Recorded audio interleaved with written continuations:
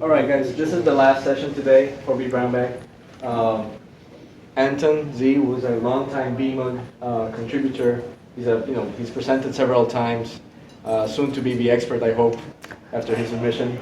I've always been amazed at his presentations, especially when it's with terms of Horizon View, because he had some very picky customers. So I asked him, listen, I only have 10 minutes, but I really would like for you to grab your best tips about how you made something work and to present it to everybody. And he graciously agreed. So I'll leave you with Anton. So, hey everyone. I'm Anton, Senior Infrastructure Engineer, work in financial area. I'm triple VCAP certified, double Microsoft certified, blah, blah, blah. This is my LinkedIn and my Twitter handle, so you can find me if you have any questions. So today I want to cover the topic tips and tricks for power users who use the Horizon View. So, good things to start with when you design or architect or you want to rebuild or improve your View infrastructure. So, first thing to mention, Teradicci card. So, I hope you're familiar with VMware View because I'm trying to keep it technical. So, it will be just technical stuff here. But if you have any questions, just stop or ask me.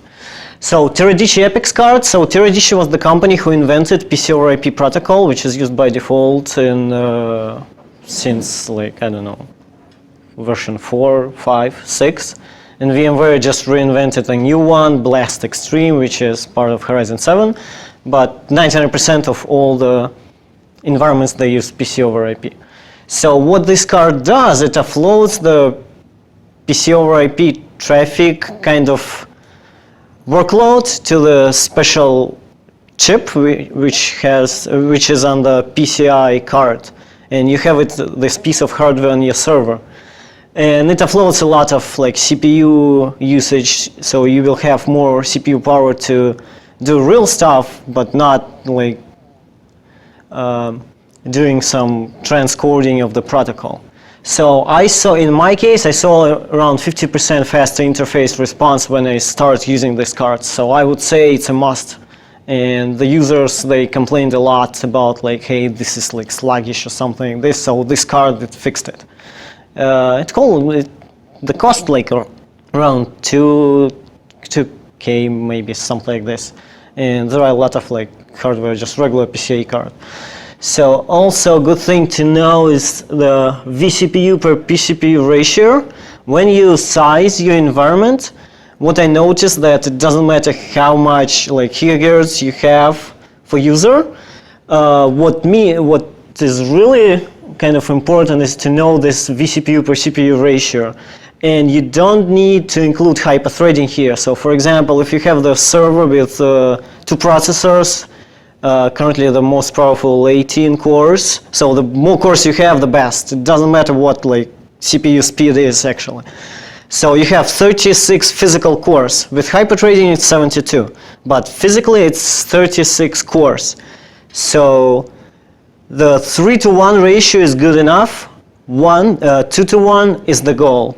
So if you have 36 physical cores, so the goal is to have no more than 72 virtual CPUs per host, or more if it's. In my case, if it was more than 3-to-1 ratio, it was noticeable to the user, and they kind of opened hundreds of tabs, applications, and the clock speed doesn't matter because it uses all the cores. Hey, this app, this app, this app. They have Outlook. I had one guy with the Excel who actually had 50 Excel spreadsheets opened at the same time. So this is where it goes. So cores are important, and hyperthreading will give you kind of more bonus benefit, but don't count it in sizing. So if you need, question. Yeah. So let's say, okay, we have this modem 2 CPU, 2 sockets server with 18 cores. Yes. 36 physical cores. Does it mean that let's say I give 2 virtual CPU to each Windows workstation, I just can put 36 workstation to this host? Yes. This is like recommendation. Also, depends on your case and the number of monitors your users use. Teradicci card, this one, supports maximum up to 64 displays to offload. So if you have, let's say, like 2 monitor config for the user workstation, so 34 by 4 means that you can offload maximum 32 VMs, and everything, yeah, and if you have more VMs, they will not be offloaded. And there is like small, you install VIB package actually to E6i hosts. It's like a driver for the card, and it has command line tools. If you SSH into the host, you can run it, and it will show you every display which is accelerated or which is not accelerated.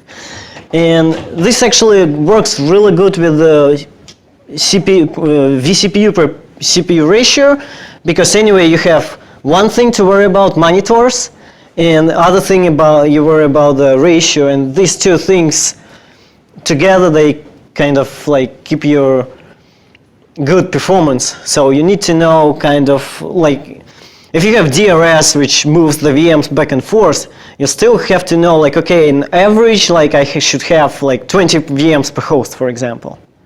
So, and this is what like keeps you, like helps you to track of what exactly like, how it works. So if you use a lot of video editing or some stuff where you want just improve the performance a lot, like the interface response even with Teradicci is not so fast as you expected, like Flash Player, like YouTube is kind of slow. You can use NVIDIA Grid, a special video card, you can share it between the VMs. I think Horizon 7 supports also some AMD adapters, but I never heard that someone uses them.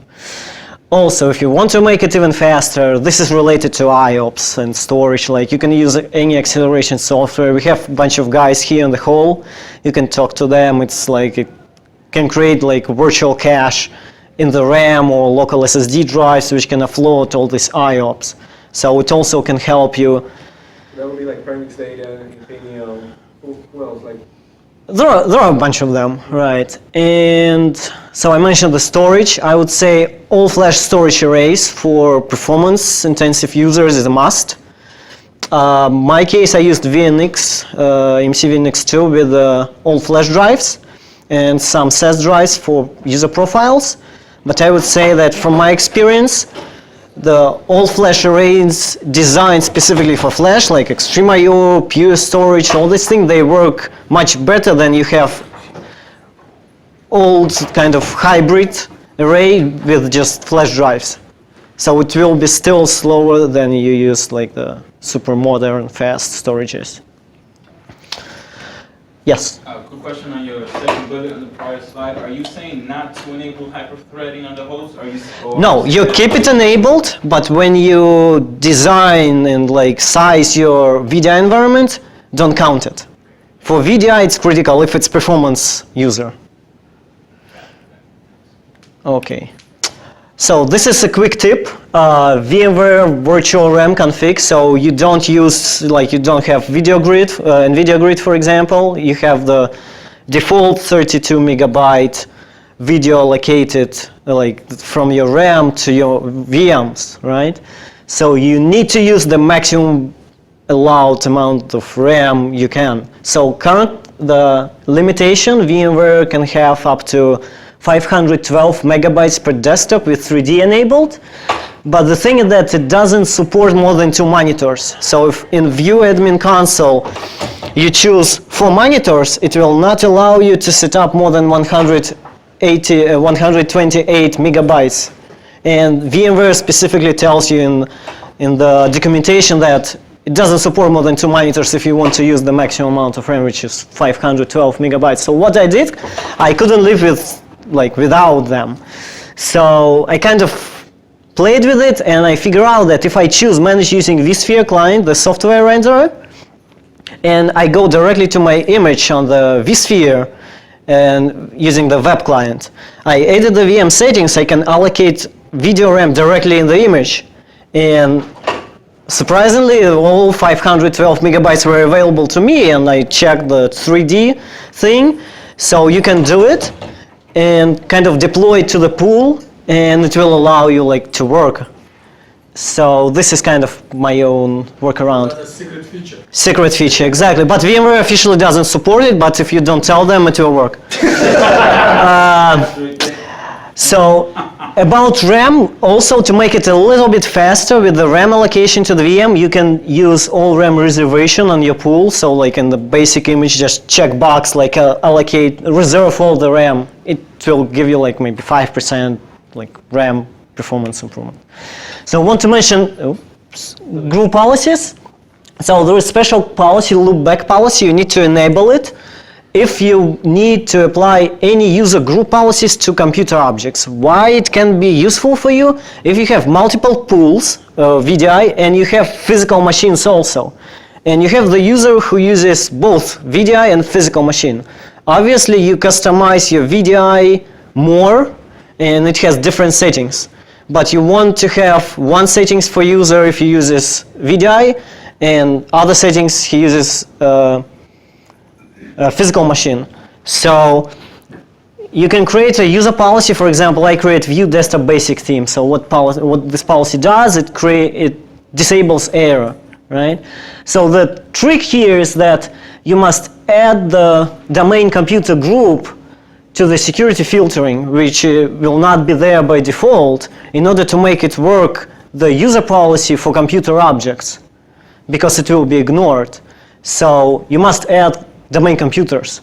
So in my example, I added all authenticated users and domain computers, which means this policy will be applied to anyone who will use VDI. But I had several users who really needed error with the tabs, all this nice thing. So I created another policy. I made it enforced like error theme. And for example, my test user, only to him. But I still must have the domain computers. Otherwise, it will not work. So this is another Windows tip. So image operating system config. Use optimization guide for Windows 7 or Windows 8. VMware has it like officially. You can download it, but use it very carefully.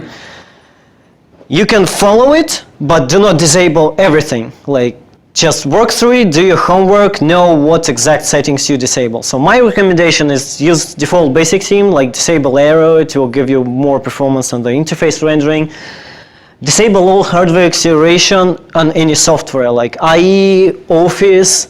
There are checkboxes in the browser, in the Office settings, you can disable it. Chrome, for example, you can control it using the group policy. So, and there are several group policies which can help you to manage the enterprise environment. Also, you need to disable visual effects. So this is a tricky one. So this is how it looks like. You go to My Computer, right-click, Properties, Advanced Settings, and you have this thing, right? So these checkboxes, like kind of, you need to test it using like your own like POC, deploy it to users, see them, how it works. So I would say most important one for me was show window contents while dragging. It should be unchecked.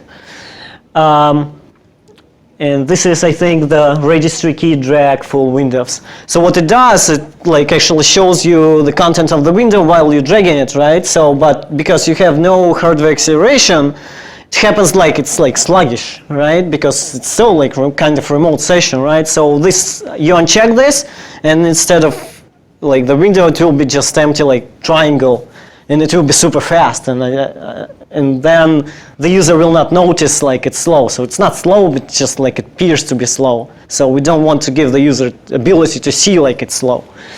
So other thing, some sort of variety of these settings, right? So you can control only by registry keys. So some of them, it's like I call it Microsoft way of doing things. There is a user preferences mask key. And this is this long hex value. The thing is that this long hex value will be totally different if you check or uncheck any other boxes. And you can set up it using the registry, only knowing what is the exact value you need here. So what I did, because like there are no official documentation, like, hey, what digit should I have to uncheck or check any box specifically here? So I used registry monitor, so I unchecked thing, I applied, I saw what was changed in the registry. So I unchecked some of them, like what I really needed, and then I grabbed this like value, and this is the value for my environment.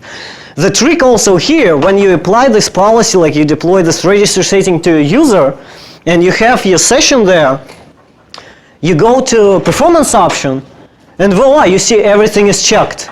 So at least for Windows 7, it's kind of bug.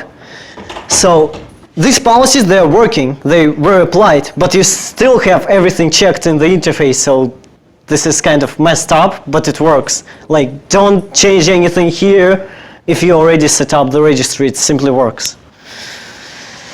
Profile management. So there are two official VMware profile management solutions right now. VMware Persona Management, which is kind of the same as roaming profiles, and it's free. And purchased former eMedia company, which was renamed to VMware UEM, User Environment Manager. So I would definitely recommend to use this one. You will get rid of roaming profiles. I strongly suggest to use mandatory profiles. There is official doc about UEM and mandatory profiles, how to set it up. It is included with Horizon, I think, Enterprise right now bundle, and it's much flexible than VMware Persona Management. What it does, you can customize every app you have. So I'm talking about like non-persistent floating desktops, for example. So I take Google Chrome, for example, and I customize it here. Okay, whatever is in hotkey current user software Google Chrome, save it to profile. Whatever is app data Google Chrome, save it, but please exclude Google Chrome user data, default application cache, cache, local storage, media cache folders. I don't need cache stored on my profile. And please exclude all TMP folders. So this is the flexibility the solution gives you. And it resolves a lot of issues with the growing roaming profiles, so you can track it. Also, there is a feature called Direct Flex. You can apply it to, like, there is a checkbox here in the Direct Flex tab. So what it does, it actually helps you to make your logon times less. So when you use roaming profiles, when you're logging on, all your profile is copied to your machine, and it takes some time. So what Direct Flex does, it doesn't do this. You get in your machine, and that's it. And you have empty profile, nothing in it. When you run Google Chrome, there is a UEM agent on the image. It tracks, okay, this process wants to be started. Let me grab its profile and apply it, and then I'll start Google Chrome for you. So you offload your profile. It starts working when you launch the app, but not when you when you're getting your session, and it will save you like 5-10 seconds on the logon times. And this is my last slide and bonus tip. There are a lot of software which simply doesn't work with the roaming profiles. The software stores its settings not in app data or local app data folders, which are used by UEM or VMware Persona Management to actually roam the settings. So I invented this trick of how to trick the software. So for example, if we have my app, right, and my app is installed to see my app, and there is settings folder where the app stores its settings, right? So if you have floating desktops which are destroyed every time and you're getting new session, these settings will not be there when you created them because they were not a part of roaming profile. Software cannot just grab it. So what I did, so you have your workstation, right? So you run the app, you configure it, and then you close it. So it saved all the settings there. You grab this folder, like cut it, and paste it to the same path you created manually, my app settings in your app data, right? So you move these settings to a roaming profile. And what I do, I'm created a so-called symlinks, like people from Linux world know it. It still works on Windows also with D key. So mlink D key, so it will take this folder which you moved and will create a kind of shortcut, like virtual directory in See My App settings. So the settings will not be there physically on See My App, but they will be on app data profile, but the software will not know about it. And when you run it again, it will talk directly to app data settings. And this way you can roam some settings of the software which doesn't support roaming profiles.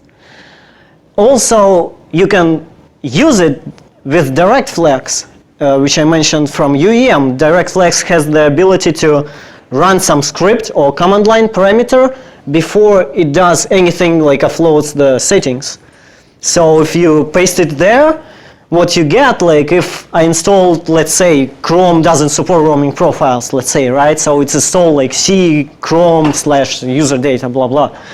So you start Chrome, it will, the agent, the direct flags agent will run this thing at first, and it will create in real time this symlink, and only after that it will upload the data into your app data folder, and then this way, like you will make the Chrome work with the or your application which doesn't support roaming profile actually kind of support roaming profile. So that's it. Has anyone any questions? Sorry, but since we are a bit late and someone else has the room right now, I will say that questions will have to go to the common area. But thank you, Anton, very much for your excellent. Thank you.